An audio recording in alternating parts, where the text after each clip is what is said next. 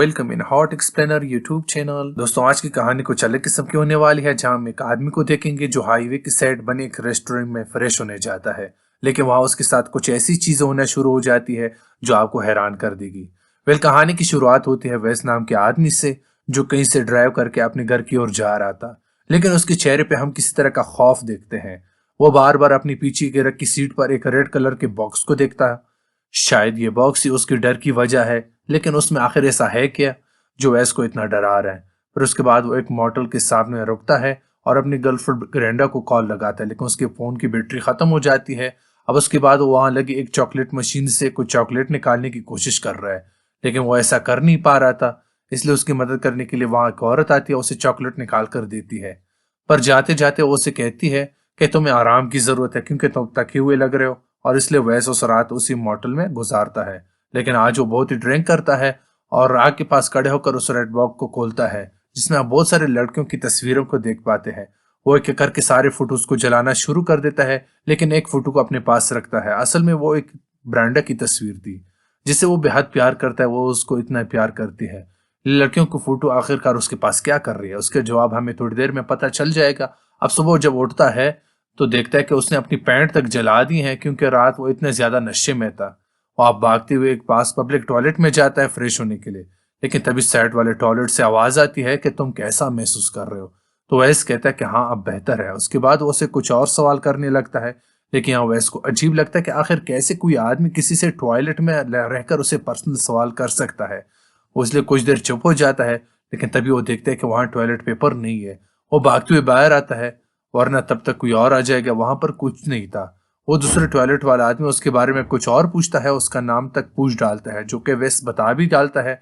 उसे अपना हाथ पैर धोता है, लेकिन तभी वो दूसरा आदमी कहता है क्या तुम मेरा नाम नहीं जानना चाहोगे। वो हंसते हुए कहता है कि हाँ क्यों, बताओ क्या नाम है। वो आदमी बहुत ही वेयर्ड में कहता है मेरा नाम बुलाने के लिए तुम्हें अपनी टंग को बाहर निकालना होगा और उसे पकड़कर नाम बोलना होगा, तब जाकर तुम उसे सही से बोल पाओगे।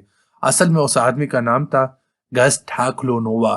आपने भी ट्राई किया होगा, एक बार करिए, क्या पता आप बोल सकेंगे। इसलिए इस कहानी में इस अनजान आदमी को हम नोवा के नाम से बुलाएंगे। अब नोवा उसे कुछ और बातें बताता है, जैसे कि तुम उस टॉयलेट के साइड में बनी बड़ी पिक्चर को देख रहे हो, मैं उस तरह कुछ देखता हूँ, क्योंकि मैं एक डेवल हूँ जो अच्छे काम भी करता है और बोरी भी। मैं यहाँ तुम्हारे यूनिवर्स को बचाने के लिए आया हूँ। उसकी ये बातें सुनकर वैस कहता है कि लगता है तुम मार्वल स्टूडियो के डाई हार्ड फैन हो। तो नोवा इस बात से गुस्सा हो जाता है। उसे चुप कराते हुए बोलता है वैस कि तुमने मुझे बेवकूफ समझता है। बोलते हैं कि भले मैंने रात को ज्यादा पी रखी थी, इसका मतलब ये नहीं कि तुम जो भी बोलो मैं मान लूंगा। ये बोलकर उस पर हंसना शुरू कर देता है, लेकिन वो उसे बताता है कि तुम अभी भी मुझ पे हंस रहे हो, लेकिन मैं जो चीजें कर सकता हूँ वो शायद तुम कभी सोच भी नहीं सकते। तभी वैस को अपनी पॉकेट में ब्रांडा की तस्वीर मिलती है, जिससे वो किस करता है और फिर वहां से जाने लगता है। अब बहुत हो चुका था, वो पहले से इतना परेशान था और ये सब बातें उसे और परेशान कर रही थी। लेकिन कहानी में असली ट्विस्ट तब आता है जब वो रेस्ट रूम के गेट को खोलने की कोशिश करता है, तो वो लॉक हो चुका था। इससे देखकर नोवा कहता है कि मैंने किया है, तुम यहाँ खुद की मर्जी से आए थे, लेकिन मेरी मर्जी से जाओगे, क्योंकि तुम्हें मेरा काम करना होगा। ये सुनकर वैस पर उस पर गुस्सा आने लगता है। वो उसे बुरा भला सुनाने लगता है और उसके टॉयलेट में झांकना शुरू करता है। पर नोवा उसे वार्न करता है कि ऐसा मत करो, क्योंकि ऐसे तुम्हारी जान भी जा सकती है। लेकिन वो नहीं मानता, उसे देखने लगता है और जैसे वो झुकता है वो टेलीपोर्ट होकर वॉशरूम के बाहर आ जाता है।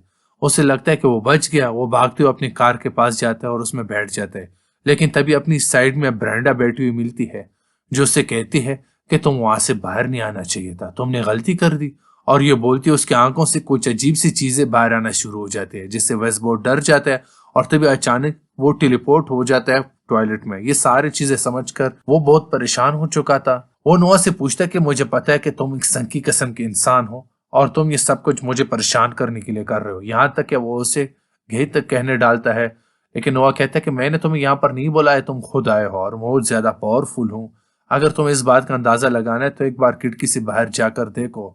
और वैसे जब बाहर देखता है तो वहां पर रेड कलर की एक वेव्स उसकी चारों तरफ फैल चुकी था और टॉयलेट के अंदर भी आ रही थी। वो हैरान था कि आखिर ये चीज क्या है। वो नोआ से बताता है कि ये शील्ड मैंने बनाई है, ताकि अब कोई बाहर का आदमी इस रेस्ट रूम को ना देख सके और हम दोनों को कोई डिस्टर्ब ना करे। यहाँ वेस्ट जब ये वहां घूमना शुरू हो जाता है, वो पूरी तरह से कंफ्यूज हो चुका था कि रियलिटी और इल्यूजन में क्या फर्क है, और इसी कारण वो जोर जोर से दरवाजे को पीटना शुरू कर देता है। लेकिन उसे नोआ समझाता है कि इसका कोई फायदा नहीं, यहाँ तुम्हारा आना किस्मत में लिखा था और जो किस्मत में लिखा होता है वो कोई भी नहीं बदल सकता है। तभी वेस को उस टॉयलेट के नीचे कुछ ग्लोइंग चीज दिखाई देते हैं जिसे देखकर वो डर जाता है, लेकिन उसे जानना था कि आखिर ये क्या चीज है। वो उसके करीब जाता है, उसे देखने की कोशिश करता है, लेकिन वो बहुत ही अजीब थी, आकार में बहुत ज्यादा बड़ी भी थी। लेकिन तो वह उसे वार्न करता है कि तुम मुझे देखने की जरा भी कोशिश मत करना, क्योंकि अगर तुमने मेरा रियल फॉर्म देख लिया तो उसी समय तुम्हारा दिमाग फट जाएगा और तुम मारे जाओगे। इसलिए फौरन उसे दूर हो जाते हैं और उसे यहाँ पर इतना यकीन हो चुका था कि ये कोई इंसान तो नहीं, क्योंकि उसके पैर नहीं थे। लेकिन फिर है कौन, उसका मकसद क्या है, ये सब जानने के लिए वैस और हम दोनों ही बेकरार है। तभी वह वैस को एक सांप दिखाई देता है और वहां से भागने की कोशिश करता है। वो नोआ को बातों में उलझाने लगता है और धीरे धीरे वो सांप से बाहर जाने लगता है, लेकिन न जाने कैसे वो दोबारा से उसी वॉशरूम में आ जाता है। अब ये देखकर वैस और ज्यादा परेशान हो चुका था। इसी परेशानी के टाइम पर उसे ब्रेंडा की याद आने लगती है और वो उसकी यादों में खो जाता है। लेकिन वहां भी नोआ उसका पीछा नहीं छोड़ता, उसे कहता है कि तुम्हें सिर्फ मुझ पर फोकस करना है, ना कि किसी और पे। इसलिए उसे उन यादों को खींच कर बाहर ले आता है, जिस वजह से वैस के सर में बहुत दर्द होने लगता है और वहीं पे बेहोश हो जाता है। कुछ देर बाद जब उसकी आंख खुलती है तो नोआ कहता है कि तुम भी मेरी तरह हो, तुम भी बहुत से गलत काम किया और तुमने अपने चाहने वालों तक नहीं छोड़ा, और देखो आज तुम्हारी क्या हालत हो गई है। अपने पास्ट के बारे में सुनकर वेस्ट हैरान हो जाता है, क्योंकि उसके अलावा ये बात किसी और को पता नहीं थी। यहाँ नोआ अपनी बैक स्टोरी बताते हैं कि आखिर वो कैसे बना और वो यहाँ पर क्यों आया है। उसका कहना था कि जब यूनिवर्स नहीं बना था तब यहाँ पर एक गॉड थे जो बहुत ही अच्छे थे, लेकिन एक दिन उनकी बेटी ने उसे बीच से काट दिया, जिससे उनकी मौत हो गई। लेकिन यहाँ पर अच्छी चीज हुई, उनकी खून की बूंदों से एक और यूनिवर्स बनना शुरू हो गया, जिससे कि आज के समय स्टार और मून बन गए। लेकिन एक दिन वो अपनी बेटी से कहते कि वो उसके घाव को भर दे ताकि उस फिर से जिंदा हो सके, लेकिन उनकी बेटी ने उससे वादा लिया कि वो जिंदा होने के बाद उस यूनिवर्स को खत्म नहीं करेंगे, और उसकी बात मान जाते हैं। लेकिन यहाँ उनके मन में एक दुविधा थी, इसलिए उन्होंने एक डेवल बना दिया जो को आधा गॉड था आधा डेविड, और आज ये हमारे सामने है जिसका नाम है नोवा। पर नोवा को बनाने के बाद वो कमजोर हो गए, क्योंकि नोवा के अब इंसानियत से लगाव हो गया था, इंसानों से लगाव हो गया था। उसके अंदर का जो गॉड था वो धीरे धीरे करके बाहर आ रहा था और उसने नीवी को फिजिकल फॉर्म में देखना शुरू कर दिया था। अगर वो फिजिकल फॉर्म में पूरी तरह से आ गया तो उनसे उनका ऑर्डर मानना होगा। पर वेल दोस्तों, वो नोवा को इसलिए बनाया गया था कि वो इंसानियत को और इंसानों को मिटा सके, लेकिन धीरे धीरे उसे इंसानियत से प्यार हो गया। अब वो नहीं चाहता कि वो फिजिकल फॉर्म में आए और लोगों को मारे, और फिजिकल फॉर्म में आने से सिर्फ एक ही आदमी रोक सकता है, वो है वेस। लेकिन इतनी देर में हम बाहर क्लार्क नाम के आदमी को देखते हैं जो कि एक प्रॉपर की डीलर है। उसकी कार की आवाज वेस को सुनाई दी थी, इसलिए वो फौरन जाकर गेट के पास चलाना शुरू कर देता है। पर उस आदमी ने एयरबड्स लगा रखे थे, इसलिए कुछ आवाज नहीं आती। पर कुछ देर बाद उसे टॉयलेट जाने का ख्याल आता है, और तब तक नोआ ने उस शील्ड को भी हटा दिया था, और इसलिए वो वॉशरूम को देख लेता है और गेट खोलते वहां पर वेस पूरी हालत में देखता है। जिसके बाद होना क्या था, वो उसे पकड़ लेता है, लेकिन गेट फिर से लॉक हो जाता है और नोआ बोलता है कि वेस ये काम सिर्फ तुम ही कर सकते हो, कोई और नहीं, इसलिए बेहतर है कि तुम टॉयलेट में चले जाओ। उधर ब्लार क्लार्क के सामने नोआ अपने असली रूप में आ जाता है, और उसे देखते ही उसका दिमाग फट जाता है और उसके शरीर के दो हिस्से हो जाते हैं और उसका दिल सीधा आकर वेस के सामने गिर जाता है। ये सब देखकर वेस बहुत ज्यादा डर जाता है और अपनी जान बचाने के लिए बाहर जाता है। अब इसको खुद की मौत का डर सताने लगा और फिर से दरवाजे को पीटना शुरू कर देता है, लेकिन सबसे कोई फायदा नहीं है।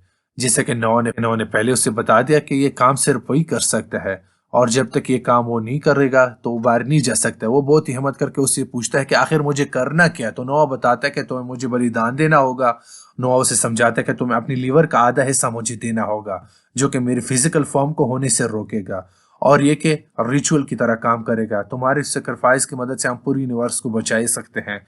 लेकिन अवैस मना कर देता है, जो कि हर इंसान करेगा, क्योंकि उसमें उसकी जान भी जा सकते है। तो नोआ से कहता है कि सेल्फिश मत बनो, तुम्हें ये करने होगा। यहाँ वैसे अपनी पेरेंट्स की स्टोरी बताता है कि कैसे उसके डैड उसकी मॉम को मारा करते थे, जिस वजह से हमारी बहुत ही बेइज्जती होती थी, और मैं ऐसी दुनिया के लिए सेक्रीफाइस क्यों दूं जो कि खुद सेल्फिश है, उसे किसी दूसरे इंसान की परवाह नहीं है। ऐसे लोगों के लिए मैं क्यों बलिदान दूं। तो नोआ बताता है कि तुम्हें ये बलिदान देने ही होगा। इंसानों का लीवर दोबारा से जनरेट हो जाता है, तुम्हें मरोगे नहीं। लेकिन वो फिर भी मना कर देता है। तब नोआ उसे समझाता है कि तुम्हारे ना कहने से पूरी दुनिया खतरे में आ सकती है। मैं इस गॉड को ज्यादातर रोक नहीं सकता, जिन्होंने मुझे बनाया है वो किसी भी समय यहाँ पे आ सकता है, लेकिन वेस को कुछ फर्क नहीं पड़ता है। इसके बाद वेस अपने पास्ट में चला जाता है, जहाँ अपनी मॉम को देखता है जो अपनी डैड की वजह से खुद की जान ले रही है। अपनी माँ को खोने के बाद से वो हर किसी से नफरत करने लगा।